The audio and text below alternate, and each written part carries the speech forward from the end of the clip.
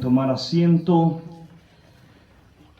Deberíamos sorprendernos de que un cristiano se entristezca por la pérdida de un ser querido. Absolutamente no.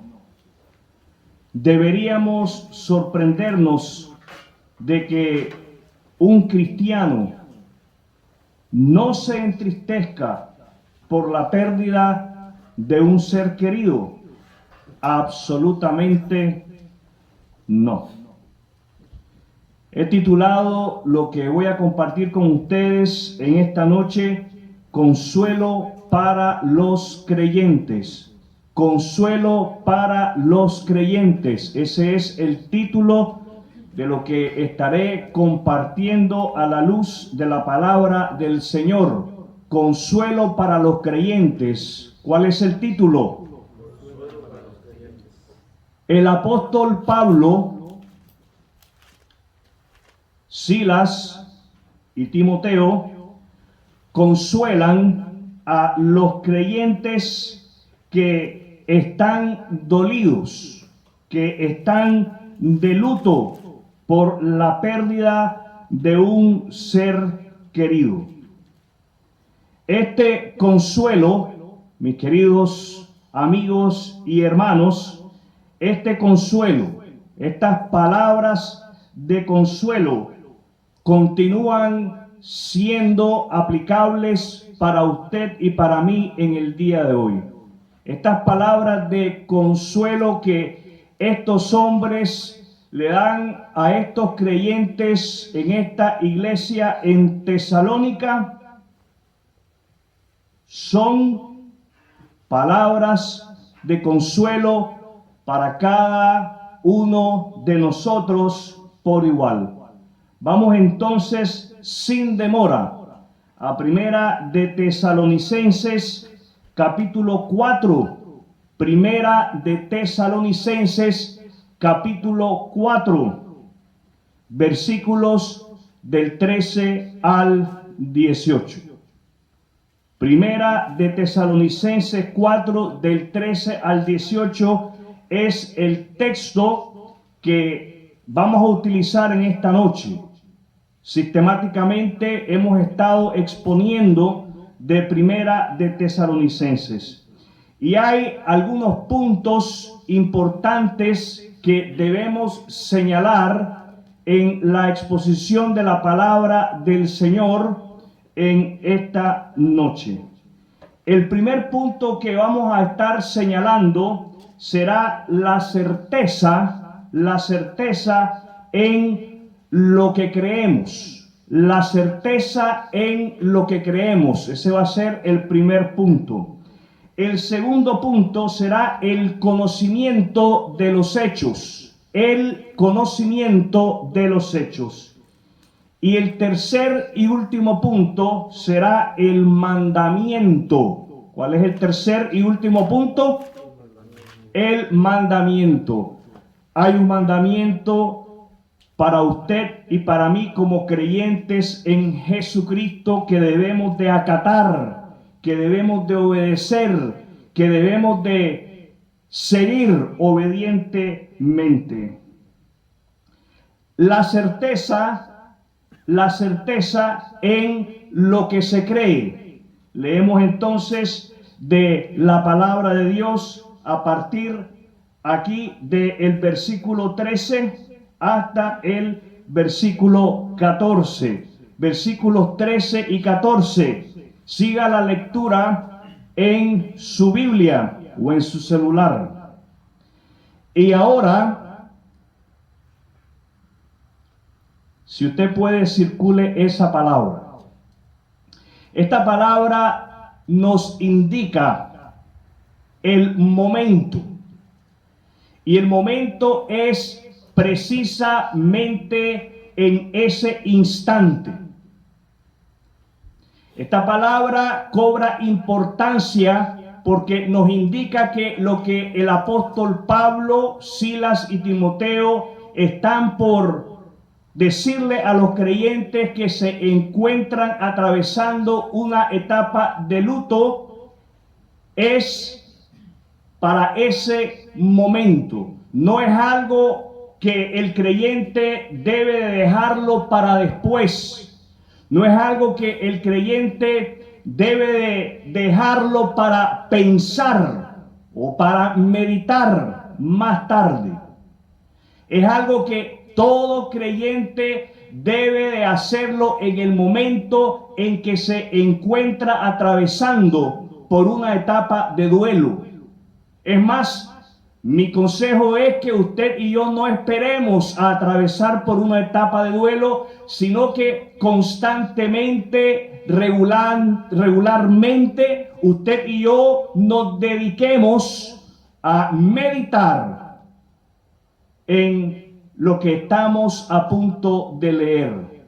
Y ahora, en este momento, en este preciso momento, en este instante, no es asunto de más luego.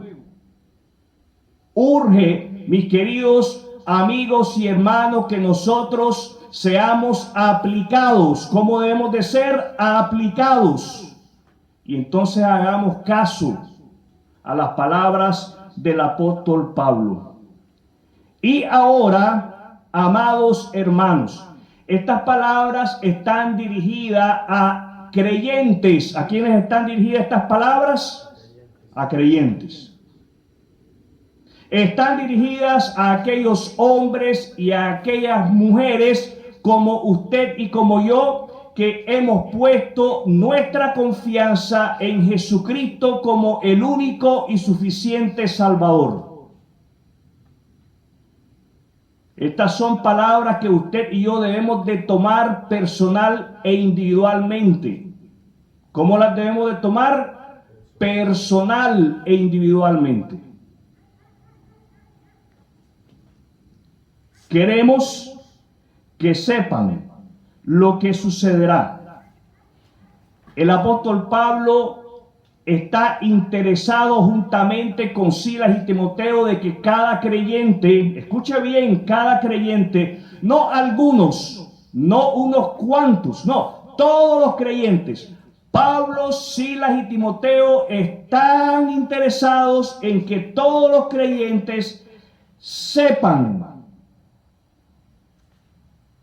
Y para que los creyentes sepan, Pablo, Silas y Timoteo se ven con la necesidad de transmitir un mensaje, de comunicar un mensaje. Si usted quiere que alguien sepa, mi querida hermana, si usted quiere que su esposo sepa, usted tiene que comunicarse.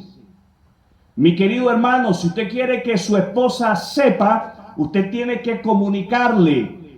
Como padres de familia, si queremos que nuestros hijos sepan, tenemos que comunicarles. ¿Qué tenemos que hacer? Comunicarles. Tenemos que abrir la línea de la comunicación. Y eso es lo que Pablo está haciendo, juntamente con Silas y con Timoteo. Están abriendo la línea de comunicación, están transmitiéndole a los creyentes de la iglesia en Tesalónica un conocimiento. Y esto es algo que usted y yo debemos de hacer, transmitir ese conocimiento. Si queremos que la gente sepa, tenemos que hablar. ¿Qué tenemos que hacer? Hablar. Si queremos que la gente sepa, tenemos que hablar. ¿Qué tenemos que hacer? Si queremos que la gente sepa, tenemos que hablar. ¿Qué tenemos que hacer? ¿Qué tenemos que hacer? ¿Qué hay que hacer? ¿Qué hay que hacer? Hay que hablar. Tenemos que hablar.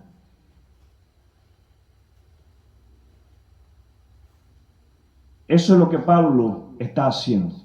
Pablo no solamente está escribiendo, Pablo comunicaba verbalmente este mensaje. No solamente lo plasmó en papel, sino que era portador de ese mensaje. Aprendíamos de eso esta mañana. Pablo se veía como un embajador y él quería que otros creyentes se viesen como embajadores. Usted y yo debemos de vernos, se nos exhortaba esta mañana, como embajadores. ¿Cómo debemos de vernos? Como embajadores. Pablo, Silas y Timoteo desean que los creyentes en Tesalónica estén al tanto de qué es lo que va a suceder con los creyentes que han muerto. ¿Con qué creyentes? Los que han muerto. Los que han partido en aquel momento de este mundo. Muchas cosas se decían. Y por ahí andaba un grupo que decía que los que se habían muerto se iban a perder el regreso de Cristo. Y entonces los creyentes que habían quedado vivos estaban preocupadísimos porque sus familiares creyentes que habían partido se iban a perder el regreso de Cristo. Y Pablo aclara esa inquietud. Y es importante de que nosotros estemos claros de la misma manera como lo estuvieron los creyentes en la iglesia de Tesalónica. Tenemos que estar claros. ¿Cómo debemos de estar? ¿Cómo debemos de estar? Claros. Queremos que sepan lo que sucederá con los creyentes que han muerto para que no se entristezcan como los que no tienen esperanza. Fíjense bien, aquí Pablo no está diciendo que el creyente no puede entristecerse cuando experimenta la muerte de un ser querido. Eso no es lo que Pablo dice. Pablo dice que el creyente puede entristecerse, pero ponga atención a la manera como el creyente debe de entristecerse, con esperanza. Si se va a entristecer, entristézcase con esperanza. Así como usted y yo podemos hacerle frente a las diferentes etapas de duelo. Con esperanza. ¿Cómo le vamos a hacer frente? Con esperanza. Pablo está consolando a los creyentes. Estas son palabras de consuelo. Y les está diciendo, si ustedes se van a entristecer, háganlo, pero háganlo con esperanza. No lo hagan sin consuelo. No permitan que ese dolor los controle, que ustedes entonces estén desconsolados. Pongan atención. Queremos que sepan lo que sucederá con los creyentes que han muerto para que no se entristezcan como los que no tienen esperanza. Entonces, usted y yo no deberíamos de sorprendernos cuando un creyente se duele por la pérdida de un ser querido. Esa es la oportunidad que Dios nos está brindando a usted y a mí para que traigamos, para que nos acerquemos a esa persona con palabras de consuelo. ¿Con qué clase de palabras? De consuelo. Y esas palabras de consuelo están aquí. Usted y yo no tenemos que inventar nada. Usted y yo no tenemos que sacar nada debajo de la manga. Acercarse a alguien con palabras de consuelo no es decirle, no te preocupes, pero no llore. No, eso no sirve de nada. Aquí tenemos, en esta porción de los versículos 13 hasta el 18, tenemos cuáles son las palabras que nosotros debemos de utilizar para consolarnos los unos a los otros.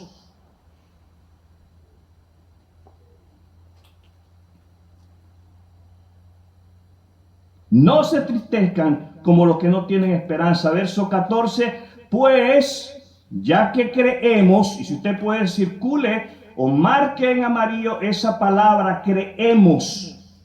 Esta palabra es importantísima en lo que usted y yo estamos leyendo, pues, ya que creemos que Jesús murió y resucitó, también creemos que cuando Jesús vuelva, Dios traerá con él a los creyentes que hayan muerto.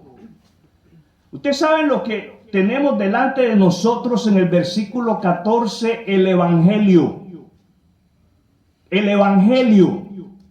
El Evangelio es lo que usted y yo debemos de utilizar para consolarnos los unos a los otros cuando estamos atravesando por una etapa de duelo. El Evangelio. El Evangelio es sencillo, pero es poderoso. ¿Los oigo? El Evangelio es sencillo, pero es poderoso. ¿Los oigo? Y tiene el poder para consolarnos en el dolor. Tiene el poder para traer esperanza a nuestro corazón en medio del dolor, en medio de la aflicción. Ese es el Evangelio de nuestro Señor Jesucristo. ¿Los oigo? El Evangelio, mis queridos amigos y hermanos, tenemos en el versículo 14. Y Pablo dice que en eso es lo que usted y yo hemos creído. Que es en Él, en el mensaje de las buenas nuevas, donde usted y yo hemos depositado nuestra confianza. Cuando usted y yo leemos en el versículo 14 que hemos creído que Jesús murió y resucitó, y que también hemos creído que Jesús va a volver, lo que Pablo está tratando de hacernos ver, estaba tratando de hacer ver a aquellos creyentes, y de la misma manera nosotros cuando leemos esto, es, escuche bien, es por la fe que ustedes dicen que verdaderamente creen que Jesús murió y resucitó. Verdaderamente ustedes creen que Jesús va a regresar. Lo damos como un hecho verdadero por medio de la fe en Jesús. Es por medio de la fe en Jesús que usted y yo consideramos verdadera la muerte y la resurrección de Cristo. Es por fe que usted y yo consideramos como una verdad que Jesús va a regresar. Lo damos por hecho. Por eso es que usted y yo debemos de vivir con esa certeza. ¿Cómo debemos de vivir? Con certeza. ¿Cómo debemos de vivir? Con certeza. Convencidos de que es así.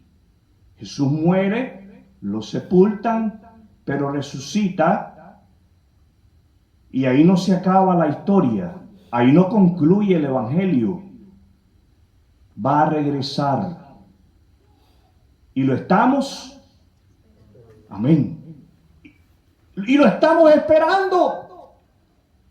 Y esto, dice Pablo, que debe de traer consuelo a nuestra vida. Y sí, si usted está atravesando una etapa de duelo, una etapa de dolor, de aflicción, de sufrimiento, está bien. Pero consuélese con el hecho de que Jesús murió, fue sepultado, resucitó y va a regresar. Y va a regresar. Y ponga atención, ahí no termina la historia. Ponga atención a lo que usted y yo leemos aquí a continuación. Dios, estoy leyendo el final del versículo 14, léalo conmigo. Dios, ¿quién? Dios. Oye, y Dios no es cualquier persona. Dios es el creador del universo, el todopoderoso, el gran yo soy, el que era, el que es y el que ha de venir. Dios. El que hace que lo imposible sea posible para usted y para mí. Dios. Dios, dice el apóstol Pablo, traerá junto con él a los creyentes que hayan muerto. Entonces, consolémonos con el hecho de que cuando Dios haga que Jesús regrese por los creyentes, Él no regresa solo. Él regresa acompañado. ¿Cómo regresa? Acompañado. Dios va a hacer que Jesús en su regreso venga en compañía de aquellas almas, de aquellos cuerpos que ya están con Él. De aquellos cuerpos que descansan en la tierra. Que, como dirían algunos por ahí, porque esa es la traducción, duermen en la tierra. Pero si hay algo que usted y yo debemos de entender y debemos de tener la certeza, es de que cuando uno muere, inmediatamente su alma deja el cuerpo y se va a la presencia con Dios. Se va a la presencia con Cristo. Y el cuerpo reposa en la tierra hermosamente esperando el momento en que Dios ordene que esos cuerpos se levanten. Usted puede visualizar el momento en que su cuerpo ya hecho polvo tome forma nuevamente, glorificado, un cuerpo glorificado, un cuerpo perfecto. Nada de sobrepeso. Se vuelva a formar del polvo de la tierra para encontrarse con esa alma que viene acompañando a Cristo. Los oigo. Este es un momento glorioso. ¿Cómo es el momento? Es glorioso. Y quiero decirle, mi querido amigo y hermano, de que esa esperanza, la esperanza que el creyente tiene en el regreso de Cristo, nos debe de ayudar a enfrentar la muerte de un ser querido. Debe de tener el suficiente poder para traer consuelo en nuestra vida y hacerle frente a la situación. Pero recuerde, usted y yo no debemos de sorprendernos que otros se duelen. Al contrario, debemos nosotros entonces de actuar y llegar a estas personas con palabras de consuelo. Tampoco debemos sorprendernos que no se duelan. ¿Se ha encontrado usted con alguien que aparenta no sufrir por la pérdida de un ser querido? Sí, tenga cuidado. No se le ocurra decir, es que él o ella no querían a su mamá o a su papá. No quería a su marido. Al contrario, contenta está de que se murió. No, tenga cuidado, porque usted es creyente. Usted es cristiano y usted tiene una esperanza. Y las palabras que deben de brotar de vuestros labios son de consuelo, son de esperanza, no de crítica ni de señalamiento. El segundo punto que vamos a tratar es el conocimiento de los hechos. El conocimiento de los hechos. Conocer cómo es que esto va a suceder. ¿Qué cosa, pastor? Por si usted se ha perdido, por si su mente está divagando por encima del techo de este lugar. El regreso de Cristo. ¿Cómo es que va a suceder el regreso de Cristo? Leemos de los versículos 15 hasta el 17. Versículo 15 al 17. Y leo de la palabra de Dios. Les decimos lo siguiente.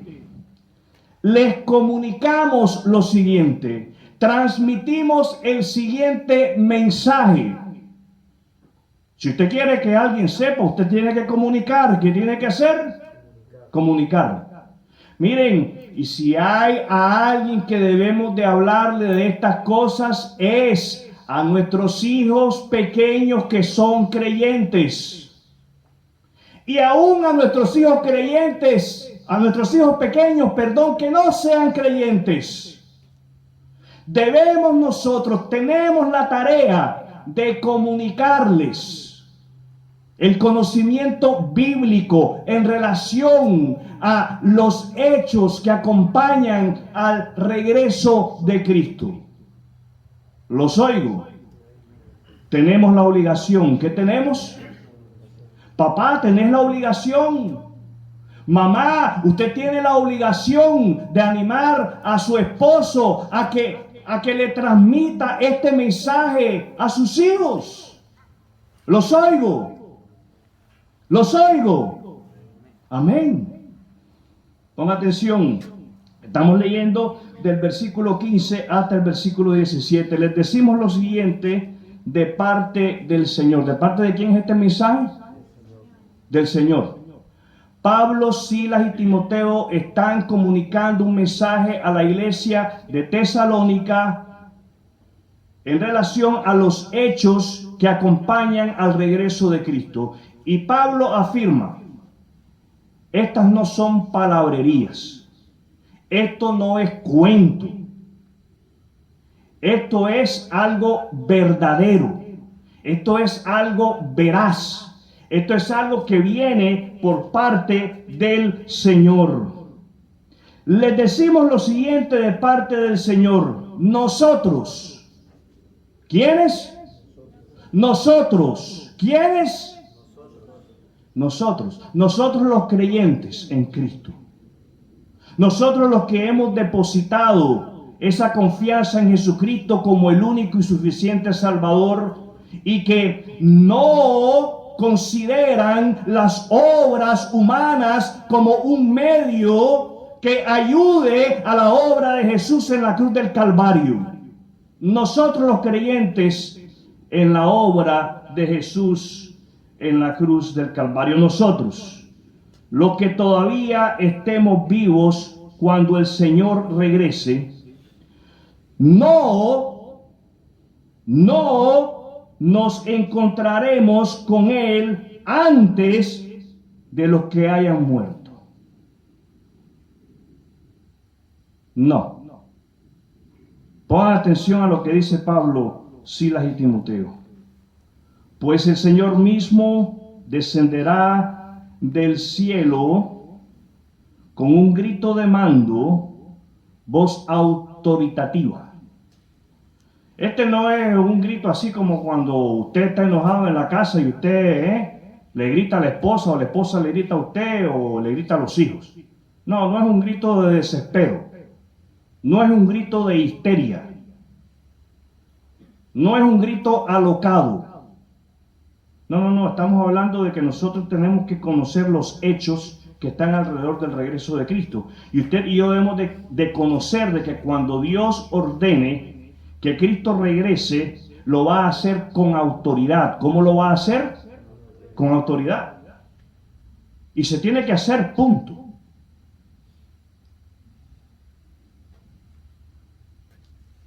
Esto es un grito de autoridad.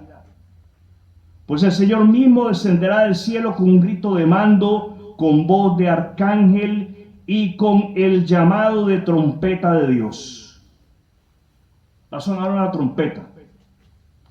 ¿Cuándo va a ser? No sabemos.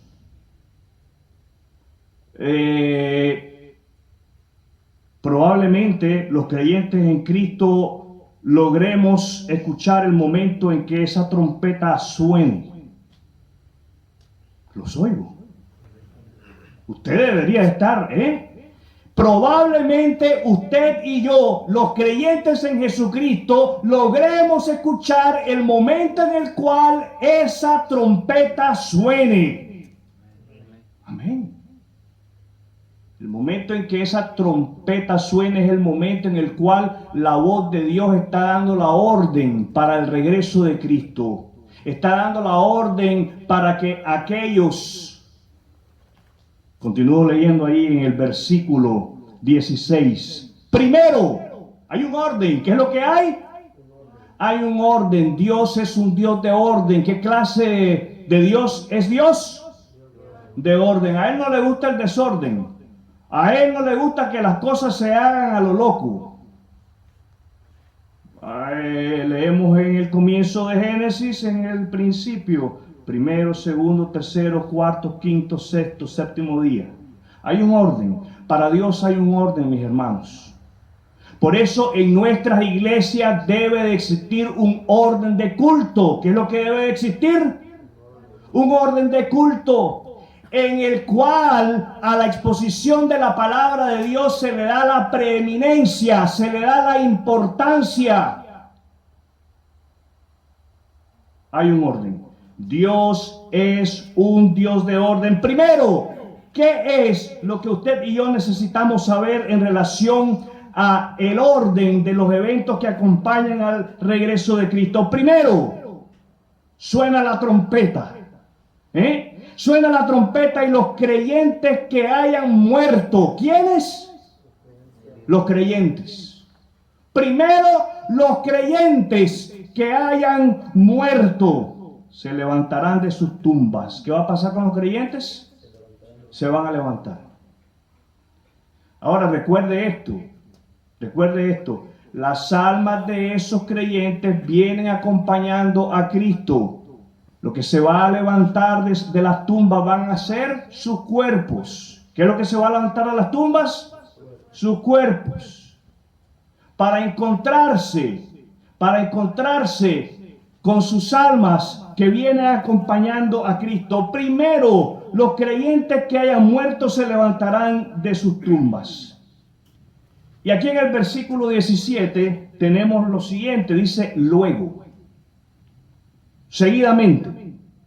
Vaya, con un espacio de una fracción de un segundo, menos de un segundo.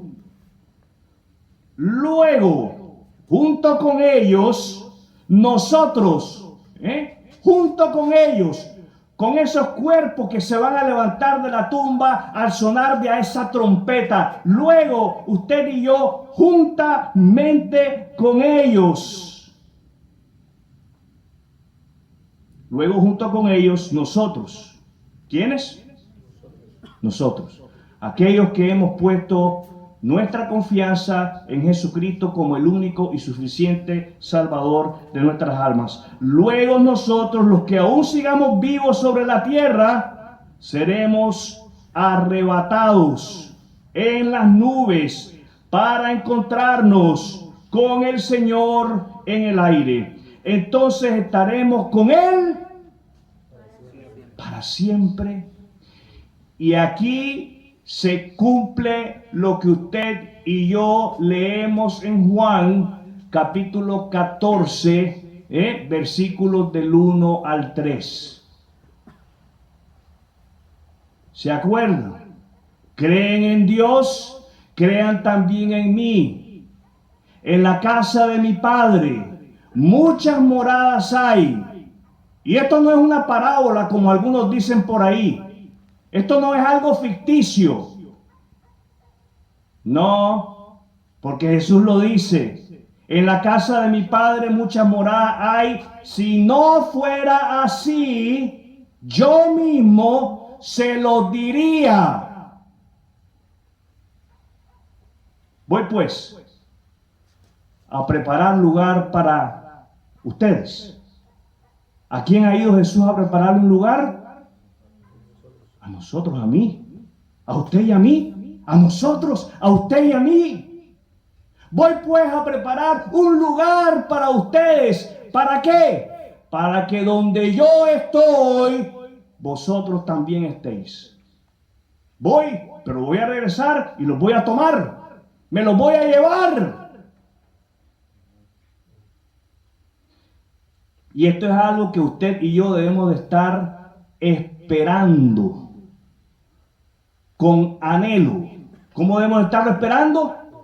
Con anhelo. Esto es algo que debe de traer consuelo a nuestros corazones. Tenga en mente lo siguiente: hay un orden para con el encuentro con Cristo en las nubes. Acabamos de leer que lo primero que va a suceder es que los cuerpos de aquellas almas que vienen con Cristo serán levantadas. Lo segundo que va a suceder es que si usted y yo estamos aquí en la tierra, vivos y coleando, entonces seremos trasladados. Ahí dice arrebatados. Seremos trasladados juntamente con Él en las nubes. ¿A dónde nos van a llevar? A las nubes. ¿Cómo va a ser? No sé. Una cosa sí sé, y es que usted y yo no vamos a necesitar tanque de oxígeno. Vamos a ser trasladados en el momento en que usted y yo menos lo esperamos. Por eso es que debemos de estar alerta. ¿Cómo debemos de estar? Alertas. Estar con Él para siempre, como leíamos aquí al finalizar el versículo, entonces estaremos con el Señor para siempre, es la esperanza de todo creyente en Jesucristo.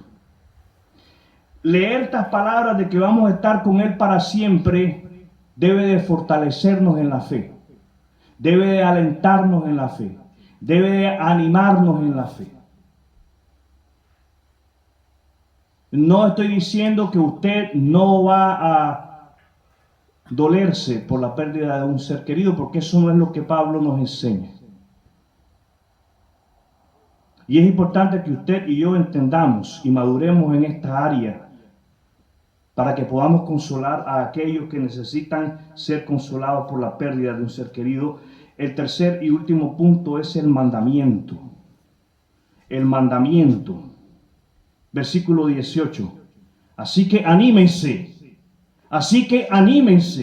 unos a otros con estas palabras. Ese es el mandamiento. El mandamiento es a animarnos. El mandamiento es a alentarnos. Y fíjense bien, el apóstol Pablo nos enseña cómo es que debemos de animarnos, cómo es que debemos de alentarnos, cómo es que debemos de consolarnos. Y dice con estas palabras, con las palabras que usted y yo acabamos de leer.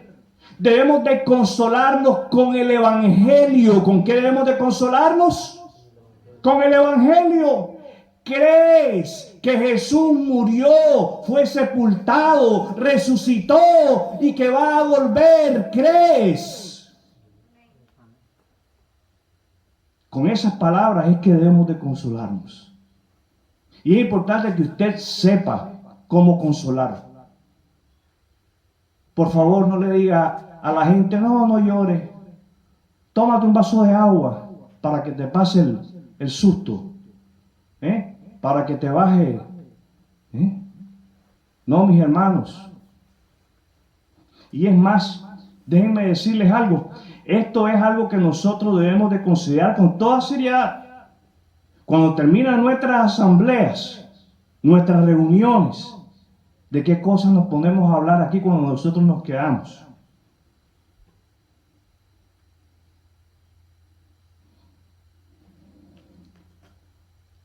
Nos animamos unos a otros con estas palabras.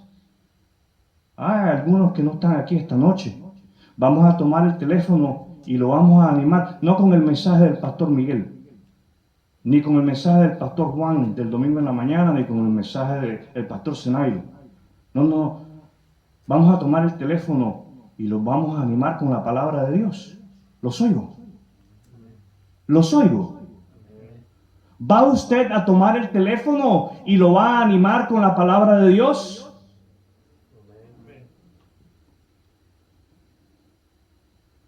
Vaya, no quiero irme a este extremo, pero si Cristo regresa en este momento, ¿dónde usted quiere que Cristo lo encuentre?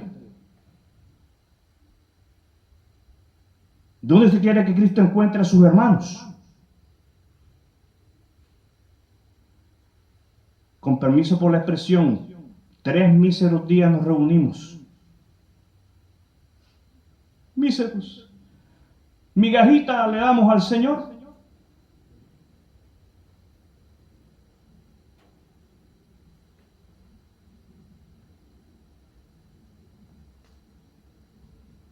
Este asunto de animarnos es con la palabra de Dios, con el Evangelio. Esto entonces me lleva a preguntarle y nos debe de llevar a cada uno de nosotros a preguntar: ¿ha confiado usted en Jesucristo como el único y suficiente Salvador de su alma?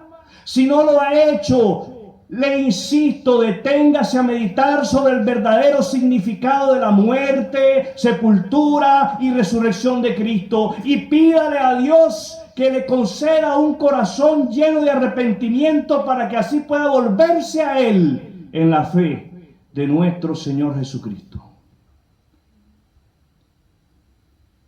Ahora, ¿qué es lo que usted y yo debemos de hacer con este mensaje? Vamos a los pasos de acción. Vamos a los pasos de acción. Número 1, primer paso de acción. Usted debe de hacerse el compromiso. Hágase el compromiso. Paso de acción. Hágase el compromiso de mantener viva su esperanza en relación al regreso de Cristo. Todos los himnos que se entonaron en esta noche tienen que ver con el regreso de Cristo.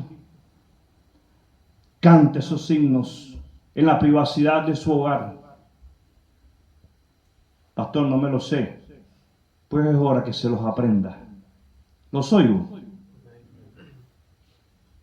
Mantenga su esperanza viva en el regreso de Cristo. Y no solamente cantando himnos le va a ayudar a usted a mantener viva esa esperanza, también leyéndolo en su palabra. ¿Los oigo?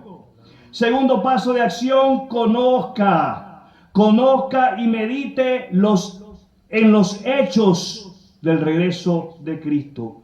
Conozca y medite en los hechos del regreso de Cristo.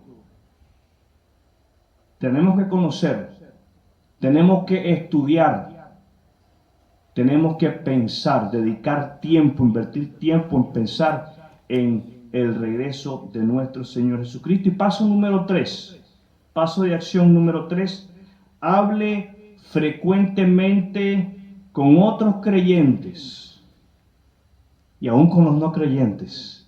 Hable frecuentemente con otros creyentes de estas cosas.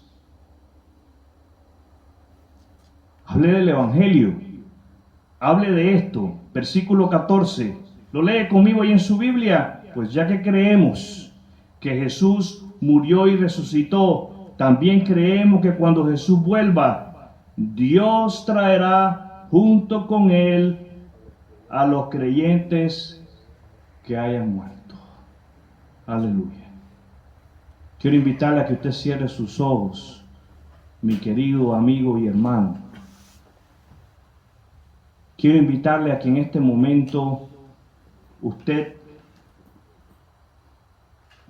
se haga ese compromiso de mantener viva esa esperanza en usted.